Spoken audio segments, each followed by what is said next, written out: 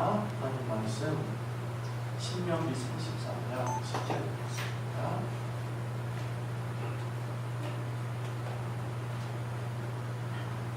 신명기 34장 10절 말씀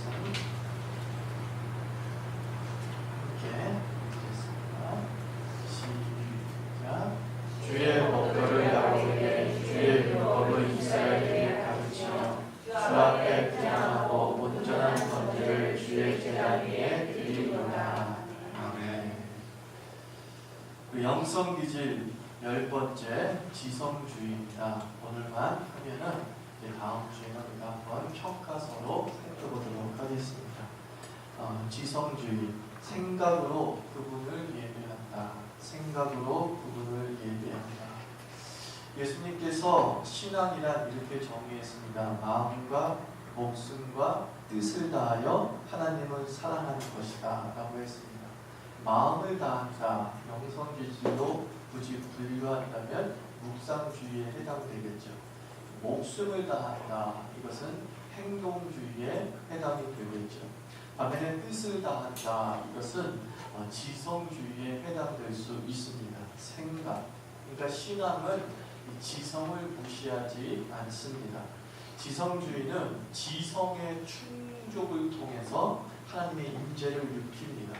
그리고 새로운 깨달음의 은혜를 받는 거죠. 논리적인 설교나 미처 자기가 그 본문 말씀을 통해서 알지 못하고 깨닫지 못했던 어떤 설교들을 접하게 될 때에 강한 매력을 느끼면서 그 하나님의 임재 안에 들어간 느낌을 받는다는 것이죠.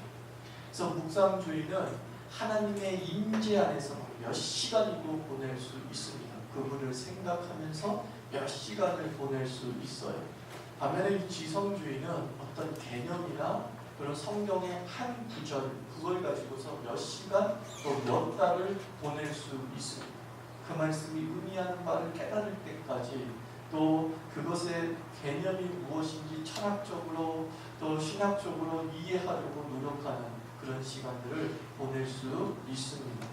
우리가 사랑을 표현할 때에 심장 모양으로 표현하잖아요. 하트, 그게 이제 사랑의 표현이라고 하지 않습니까? 결국 우리는 사랑을 마음이라고 생각을 하는 겁니다. 사랑을 감정이라고 생각을 하지만 또한 지성이기도 합니다. 에베소서 3장 18절에서 바울이 말하기를 능히 모든 성도와 함께 지식에 넘치는 그리스도의 사랑을 알고 라고 말하고 있습니다. 그리스도의 사랑을 지식과 연결시키고 있습니다. 너희가 그리스도의 사랑을 알기를 원하는데 그 그리스도의 사랑의 지식적인 그 사랑을 너희가 알기를 원한다라고 말합니다. 우리가 사랑이라는 것이 감정으로 느끼는 것 맞습니다. 그걸로 시작하는 것 맞습니다. 그리고 알므로 지성을 통해서 그 사랑이 점점 자라게 되는 것이죠. 내가 사랑하는 그 여인의 습관을 알고 취미를 알고 그리고 꿈을 알고 아픔을 알면 알수록 그 알미 사랑에 더 강력한 배가가 되는 역사를 일으킵니다. 기독교를 지킨 힘이 무엇일까? 지금까지 많은 영성기질이 있지만 기독교를 지킨 힘은 지성주의자들의 이 생각과 사상 때문이다 라고 판단 내릴 수 있습니다. 묵상주의나 열정주의나 행동주의는 여타 종교에서도 볼 수 있는 신앙 행태란 말입니다. 기독교와의 변별력을 별로 주지 못합니다. 근데 기독교가 기독교일 수 있었던 이유는 사실 바울과 같은 신학자 때문입니다. 바울과 같은 지성주의, 어거스틴 같은 지성주의가 칼빈주의 같은 지성주의 덕분에 기독교가 여타 종교와 분명한 변별력을 가지고 진리를 온전히 지켜낼 수 있었습니다. 초대교회에 영지주의라는 이단이 들어오지 않았습니까? 그 영지주의를 누가 막아냈어요? 바울이라는 지성이 막아냈습니다. 바울이라는 신학적 지성이 그 영지주의를 막아냈습니다. 어거스틴과 앞서는 칼빈과 아퀴나스와 파스칼 같은 그런 사상가에 의해서 생각하는 힘으로 기독교를 지키고 확산시켜 나온 게 역사적 사실입니다. 그래서 지성이 없다면 기독교는 벌써 이교화됐을 것이에요. 그래서 지성은 매우 기독교를 지킴에 있어서 중요한 신앙적 요소가 됩니다. 신명기 33장 10절 오늘 말씀을 읽었죠. 이것은 레위 지파를 향한 모세의 축복이거든요. 레위 지파는 어떤 사람입니까? 제사를 도맡아서 하는 지파가 레위 지파죠. 근데 그 레위 지파에게 축복하면서 사명을 내리잖아요. 뭐예요? 율법을 이스라엘에게 가르치는 복을 줍니다. 너희는 율법을 가르치고 지키고 묵상하라 라고 말합니다. 그래서 가르치고 연구하는 신앙은 절대적으로 필요하죠. 무엇보다 교회의 지도자 정도 되면 어느 정도의 지성을 가지고 있어야 됩니다. 어느 정도의 신학적 틀을 갖추고 있어야 됩니다. 그래야지만이 바르게 인도해낼 수 있습니다. 예수님도 어렸을 적에 성전에서 율법을 논할 정도로 지성주의가 있으신 분이시죠. 그냥 갑자기 뭐 하늘에서 뚝 떨어진 말씀을 가지고서 논한 것이 아니라 율법의 책을 논했다라고 합니다. 즉 예수님께서 어렸을 때부터 성경을 가까이 하면서 생각하는 힘들을 길러 오셨던 분이십니다. 솔로몬도 지혜의 왕이라고 하지만 그 지혜가 아무런 노력도 하지 않았는데 떨어진 그 지혜가 아니죠. 솔로몬의 지혜는 엄밀히 얘기해서 지성적 지혜다라고 볼 수 있습니다. 솔로몬의 잠언 같은 데 읽어보면은 그 잠언이나 전도서를 통해서 자기가 연구하고 탐구하고 만물에 대한 관찰을 하는 모습을 보여줘요. 어느서 베낀 것이 아니라 자기가 생각하고 자기가 연구하고 자기가 막 모아놓은 자료들을 빅데이터를 중심으로 해서 카테고리화 시키는 그런 공부가 있고 연구가 있고 그런 지성의 사용이 그 솔로몬의 지혜의 원천이 될 수 있었습니다. 그래서 여호와를 경외하고 그 여호와를 아는 지식을 배워나가는 것이 얼마나 지혜의 원천이 되는지를 자신의 자녀들에게 후손들에게 알려주려고 합니다. 이 지혜의 말씀, 이 지성의 말씀은 예배의 요소이면서 예배 그 자체가 될 수 있죠. 시편 49편 1절과 3절 말씀 보면 뭇백성들아 이를 들으라 세상의 거민들아 모두 귀를 기울이라 귀천 빈부를 막론하고 다 들을지어다 내 입은 지혜를 말하겠고 내 마음은 명철을 작은 소리로 읊조리로다 내가 비유에 내 귀를 기울이고 순금으로 나의 오묘한 말을 풀리로다. 일종의 설교를 얘기하고 있는 거죠. 많은 예배하는 백성들 가운데 자신이 설교하는데 그 설교가 매우 자신의 연구와 묵상과 그리고 주의 말씀에 대한 깨달음에서 비롯되어진 것이다 라고 말하면서 들어라 라고 얘기하고 있습니다. 그래서 이 지성주의자들은 자신의 신앙에 불을 붙이는 방법이 있는데 그것이 뭐냐면 배우는 거예요. 이런 사람들은 배우는 것을 되게 좋아하고 배우면서 신앙에 불이 붙어요. 내가 침체되어지고 내가 이제 일본말로 아리까리하다 막 이런 상황에 처했을 때에 그는 어떤 한 책을 딱 집든지 아니면 성경의 어떤 한 권을 선택해서 집중적으로 읽어나가거나 연구하는 것을 통해서 자신의 신앙을 다시 한번 불을 붙일 수 있습니다. 저는 그래서 자기가 지성주의다라고 생각하는 사람은 목사 되는 것과 관계없이 신학 교육을 받는 것이 저는 매우 유익하다고 봅니다. 목사가 되기 위해서만 신학 교육하는 게 아니거든요. 우리의 신앙을 좀 더 체계화시키고 그리고 그 배움이 나에게 분명한 신앙적 자극을 주는 성격이 있다라고 판단이 되어지면 이런 사람은 신학을 배우는 거죠. 신학이 뭐예요? 평생 연구하는 방법론을 배우는 겁니다. 신학교 3학년을 통해서 다 배울 수 없어요. 신학교 3학년, 신대원 3년 동안 배우는 것은 방법론을 배우는 거예요. 이렇게 틀이 있고 이런 틀 가운데서 내가 계속적으로 어떤 책을 읽어나가야겠다는 꼬리에 꼬리를 무는 것들을 배우게 되고 가급적이면 만약에 원어를 배우게 되면 헬라어나 히브리어를 집중적으로 공부해서 내가 성경을 번역본으로 보는 게 아니라 원전으로 볼 수 있다면 더 풍성한 그 말씀의 의미에 들어갈 수 있죠. 그래서 옛날에는 성경통신학교 이런 것들도 있지 않았습니까? 그래서 많은 교인들이 막 성경통신학교도 다녔어요. 그래가지고 그곳에서 보내주는 커리큘럼에 따라서 독서하고 레포트 써내고 또 문제도 풀고 하면서 4년인가 5년 과정으로 수료하는 그런 것들도 있었습니다만 지금은 이제 많이 죽었죠. 왜냐하면 워낙 이상한 신학교들이 많이 생기면서 이제 교회에서 좀 자제하라, 엉뚱한 학교 들어가지 마라, 이제 그랬던 것이죠. 지금도 저도 마찬가지입니다. 만약에 신학을 좀 공부하고 싶다 그러면 공부해서 들어가는 신학교를 가십시오. 무슨 말인지 아세요? 공부가 필요 없고 입학 시험이 필요 없는 신학교에 들어가면 안 돼요. 왜냐하면 신학 자체는 무엇을 요구해요? 지성을 요구한단 말이에요. 그죠? 그런데 지성이 없는 자가 신학을 공부할 수 있겠어요? 없겠어요? 없잖아요. 그러니까 입학 시험은 뭐냐면 지성 테스트예요. 그래서 목사가 될 사람은 무조건 당연히 지성이 있어야 됩니다. 레위 지파에게 그렇게 명령을 내리셨던 것처럼 그 입학 시험도 통과하지 못할 정도의 지성이면 목사하지 않는 게 좋아요.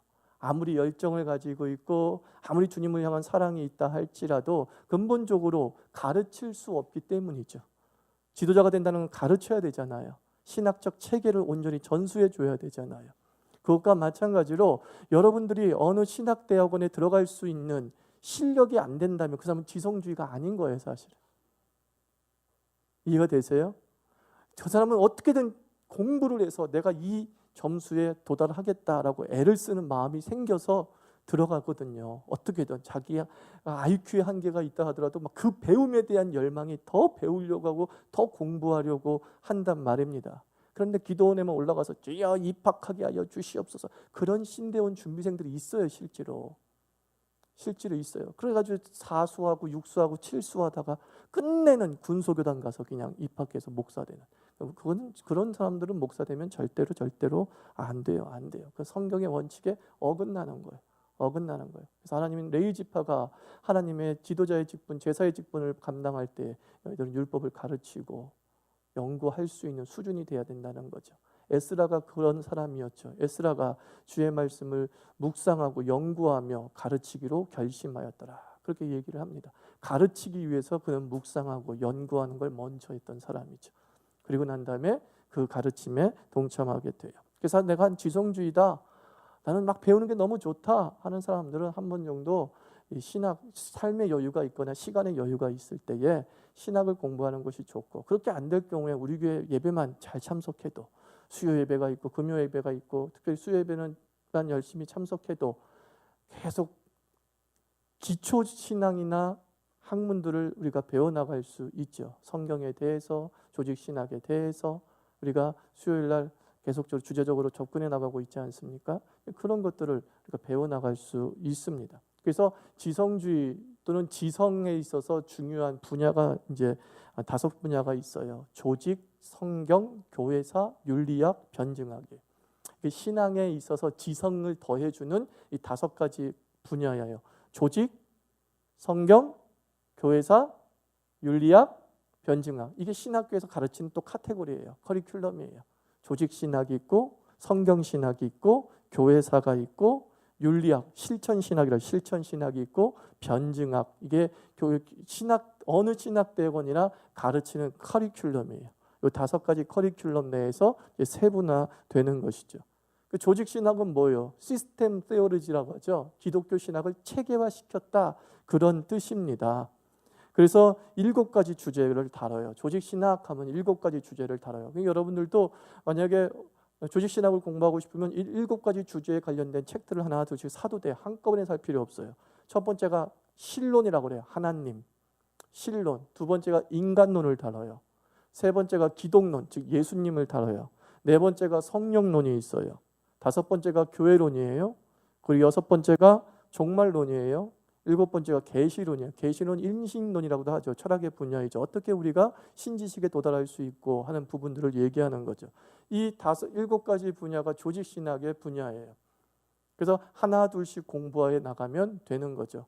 하나님에 대해서 공부하고, 서점에 가면 신론 또는 하나님에 관하여 이렇게 적혀놓은 책들이 있어요. 그런 것들을 접해서 보면 되는데, 뭐 제가 추천한다고 한다면 펠만이 지은, 독일의 펠만이라는 신학자가 지은 교회 교의학이라는 책이 있어요. 우리 교회도 비치해 두었는데 아주 압축적으로, 원래는 막 이렇게 두껍죠. 7가지 주제를 다 다루면 이렇게 두꺼워요. 뭐 바르트의 교회 교의학 같은 경우는 막 제 한 팔만큼이 될까, 양팔만큼 될까, 그 분량이에요. 그걸 어떻게 우리가 다 읽겠습니까? 근데 교회 교의학은 한 500페이지 분량으로 되어 있어서 7가지 주제를 잘 역사적으로 설명해 주고 있죠. 아니면 스프라울의 기독교의 핵심 진리 102가지, 이런 것을 통해서 우리가 쉽게 조직 신학을 접할 수 있고, 또 신조를 배웁니다. 신조. 우리가 대표적으로 알고 있는 신조는 사도신경이 있죠. 그리고 웨스트민스터 신앙고백이 있죠. 하이델베르크 교리문답이 있죠. 이런 것들이 전 초교파적으로 인정받고 있는 신조들이에요. 신조. 두 번째, 성경을 배워야겠죠. 성경도 이렇게 배워야 됩니다. 성경 통독이 있고 성경 주예가 있어요. 이 두 가지로 함께 공부해 나가야 되는 거죠. 성경 통독은 뭐예요? 한마디로 성경을 계속 읽어 나가는 겁니다. 성경을 계속 읽어 나가는데 그 읽어 나가는 방법에 있어서 장별로 계속 순서로 읽어가는 사람도 있죠. 창세기부터 요한계시록까지 순서대로 연대기로 읽을 수도 있죠. 그리고 또 신구약을 번갈아 교체하면서 읽을 수가 있겠죠. 그리고 성경의 분류법에 따라서도 읽을 수 있죠. 우리가 성경의 분류법 배웠죠. 율법서가 있고 선지서가 있고 성문서가 있고 역사서가 있다고 했죠. 그러니까 율법서를 읽는다. 그럼 뭐예요? 창세기, 출애굽기, 레위기, 민수기, 신명기를 읽어 나가요. 우리가 성문서를 읽는다. 그럼 어떻게 해요? 다니엘서도 읽고 시편도 읽고 잠언도 읽고 전도서. 이렇게 그 성문서를 묶어서 또 읽는 것이죠. 그래서 성경을 읽는 다양한 방법이 존재해요. 그래서 무조건 창세기부터 요한계시록까지 읽겠다라고 할 필요 없습니다. 저는 가장 권하고 싶은 것들이 이 카테고리화로 읽는 게 제일 좋아요. 선지서를 묶어서 한번 쫙 읽어버리고 역사서를 묶어서 쫙 읽어버리고 이러면은 머릿속에 싹 그림이 선명하게 그려지게 되는 거예요. 머릿속에 주제화되는 거죠. 머릿속 분류가 되는 일이 있어요. 그래서 재미가 없어서 중단되는 경우가 없어요. 대부분 막 창세기 잘 읽다가 레위기에서 좌절하고 쭉 나가다가 열왕기상에서 좌절하고 막 이러지 않습니까? 이제 그런 것들을 최소화시킬 수 있어요. 성경 주예는 뭐냐? 성경은 어떤 한 성경의 본문을 구절을 집중적으로 꼼꼼하게 생각해 보는 거예요. 그래서 주석서도 찾아보고 하면서 이 본문의 의미가 뭐지? 라고 되새겨 보는 것이죠. 그런 연구 방법은 지성주의자들은 굉장히 즐거워합니다. 그래서 그 사람들은 항상 노트를 놔두고 노트에다 막 메모하고 적고 하는 일들을 즐거워합니다. 그리고 이제 성경 통독하면서 또는 성경 주예를 하면서 도움이 되는 책 당연히 추천을 해야겠죠. 다 번역된 겁니다. 성경을 어떻게 읽을 것인가, 뭐 이런 책들 하나 딱 사가지고 먼저 같이 읽어 나가면 좋습니다. 그리고 성경 사전 같은 거 한 권 정도는 집에 비치해 두는 거죠. 성경 사전이 옛날에는 엄청나게 두꺼웠는데 지금은 뭐 1000페이지 정도의 얇게 나온 것들이 많이 있고요. 더 감사한 것은 검색이 가능한 사람들은 인터넷을 검색하세요. 근데 왜 인터넷 검색을 제가 적극 권하지 않냐면 온갖 이단도 다 답을 달아놔요. 온갖 이단도 다 답을 달아놓기 때문에 여러분들 그걸 분별할 능력이 부족하지 않습니까? 그래서 인터넷으로 하겠다, 난 컴퓨터로 하겠다라고 하는 사람들은 성경 사전 사실 프로그램이 있습니다. 2, 3만 원이면 삽니다. 그거 갖다가 딱 모바일이나 컴퓨터에 저장시켜 놓고 활용하는 법도 좋죠. 성경을 읽어 나가다 궁금하면 딱 찾는 그런 좋은 프로그램들이 있습니다. 무료도 있긴 있습니다. 모바일 쪽으로 원어도 풀이해주고 할 수 있는 게 픽트리라는 게 있어요.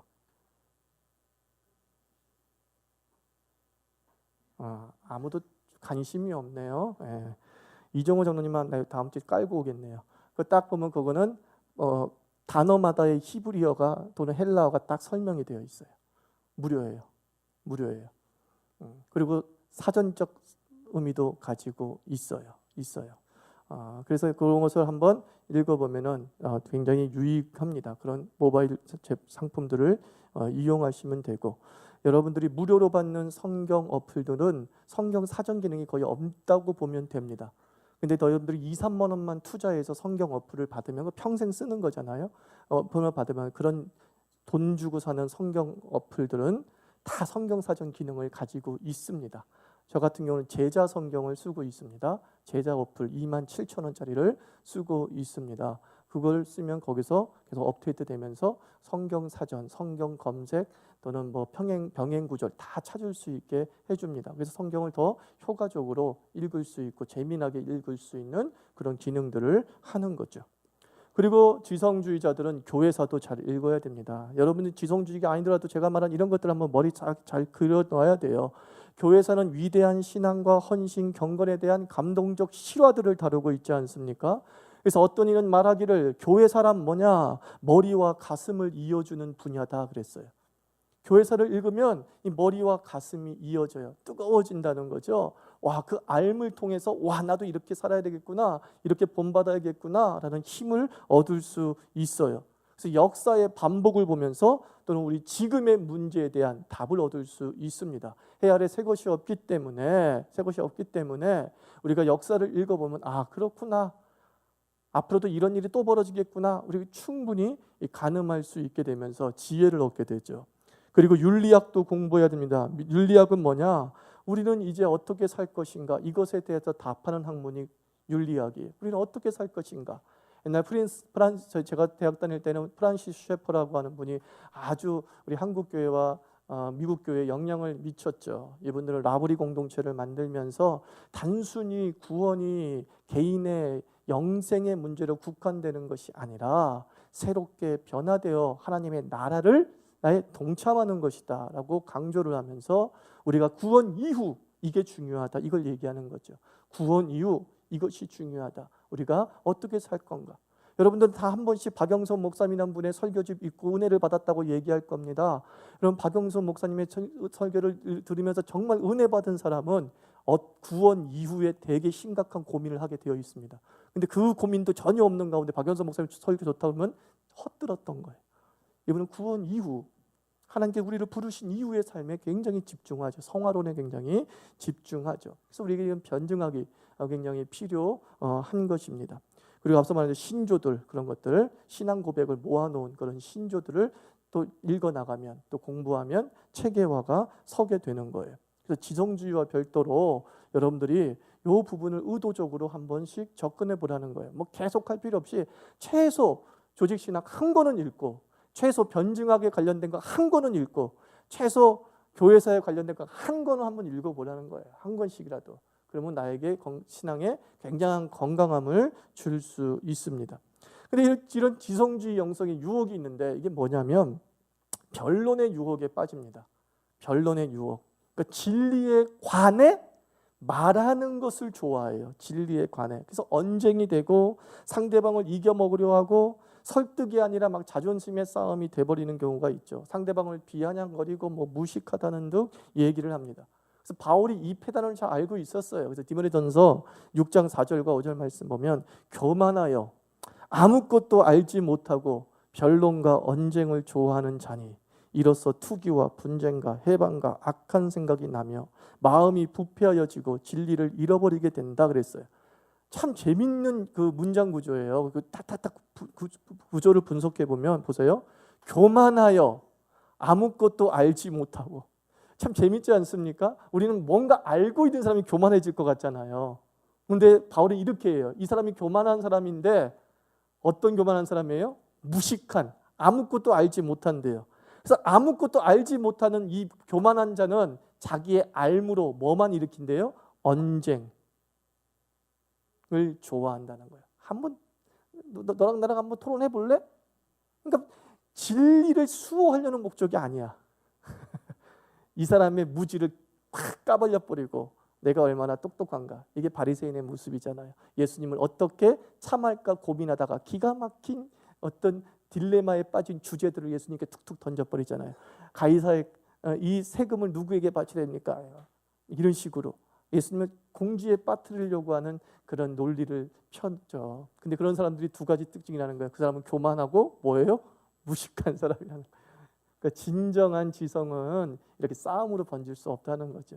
진정한 하나님의 알에 대한 갈망을 가지고 있는 사람은 그 지식으로 사람을 갖다가 이렇게 변화시키고 품어주고 그리고 삶의 방향을 잘 제시하는 멘토의 역할들을 감당하는 것이죠. 그래서 지성주의는 혹여라도 여러분들이 내가 많은 것을 알고 있는 사람이고 배우는 걸 되게 좋아해 라고 하는데 자꾸 내가 누가 말싸움 벌이고 있다 라고 하면 아, 내가 지성주의의 유혹 중에 하나에 빠져 있구나 라고 생각하시면 됩니다. 그래서 우리가 진리에 관해 말하는 것 되게 중요하죠. 그것은 변증의 상황에선 필요한 거죠. 변증의 상황 뭐예요? 기독교를 공격하고 기독교에 대해서 곡해하는 자에 대해서 우리는 변증으로 나가야 되겠지만 교회 공동체 안에서 진리를 모르는 문제를 가지고서 이 사람이 아직 배우지 못함으로 말미암아서 비롯된 것은 언쟁하고 논쟁으로 나가서는 아니 되는 거죠. 아, 그렇군요. 그렇군요. 그래서 두 번째가 뭐냐면 교만이다라고 그랬죠. 아까쯤에 교만. 이 교만이 뭐냐? 무턱대고 아무나 교종해 주려는 욕구. 이 지성주의에 빠지는 거예요. 지성주의의 유혹이 자꾸 누구를 가르치려고만 하죠. 자꾸 누구를 고쳐주려고 교종하려고만 하는 그런 유혹에 빠진단 말이에요. 근데 성도 입장에서는 그렇잖아요. 너나 나나 똑같이 예수 믿은 지 몇 년 되지도 않았는데 이렇게 되는 거죠. 네가 뭐 목사냐? 네가 뭐 우리 교회 뭐 선생으로 세워진 자야? 그래서 벌써 그 사람에 대한 권위에 대한 불만을 딱 가지고 있으면 아무리 교정해 주려고 돼요, 안 돼요? 안 돼요. 안 돼. 그러니까 내 위치와 주제를 알라는 거예요. 나 위치와 주제를 알면 사람을 자꾸 교정해 주려다가 적을 만드는 일들이 사라지게 되는 것이죠. 그래서 아무나 교정하려고 하지 말고 또 나만 안다고 착각하지 않도록. 그러니까 이거는 어느 기질에서나 나타날 수 있는 유혹이라고 그랬죠. 묵상주의도 자기만 하나님을 사랑하는 줄 알고, 그죠? 그리고 뭐 행동주의는 자기만 뭐 참여와 대결로 세상을 변화시키는 아주 적극적 윤리주의자인 줄 착각을 한단 말이에요. 그래서 우리는 항상 내 기질을 아는 것보다 더 중요한 건 상대방의 기질을 아는 게 중요하다고 그랬죠. 그죠? 아, 상대방이 이런 기질을 가지고 있구나. 그리고 그 기질에 맞춰주려고 해야 되는 것이지 무턱대고 내 기질은 이건데 다른 사람들 다 내 기질로 따라와야 돼 라고 하면은 불협화음이 생길 수 있는 거죠. 그래서 우리가 전반적으로 조화와 균형을 맞출 수 있는 선들을 계속 찾아 나가야 돼요. 마지막 세 번째 지성주의의 유혹은 행동 없는 지식이죠. 맞죠? 옳은 것을 아는 것과 옳게 사는 것은 별개입니다. 여러분, 우리가 몰라서 못 사나요? 다 알고 있어요. 근데 아는 대로 살지 못하는 게 우리의 문제죠. 정말 조직신학 책 수십 권을 읽었어요. 너무나 하나님에 대해서 잘 알아. 인간에 대해서 잘 알아. 세상에 대해서 잘 알아. 그런데 세상에 나가서 그냥 거짓말하고 사기치고 있고 욕하고 있고 그게 우리의 모습일 수 있습니다. 그래서 행동 없는 지식을 조심해요. 그래서 야고보는 뭐라 했어요? 선생이 더 엄한 심판을 받을 것이다. 왜냐하면 그 아는 것 때문이다라는 거죠. 그래서 다 뭐 되지 말라 그랬어요? 선생 되지 마. 그러니까 자꾸 다 네가 좀 아는 척하지 말고 잘난 척하지 말고 그저 너는 누구를 가르치려기보다는 앞서 뭐예요? 섬기는 일들에 좀 앞장서라. 그렇게 말씀을 하는 거죠. 누구를 가르치려고 하지 말고 더 섬기고 그리고 그 사람을 품어주는 일들을 먼저 감당을 해야 되는 거고.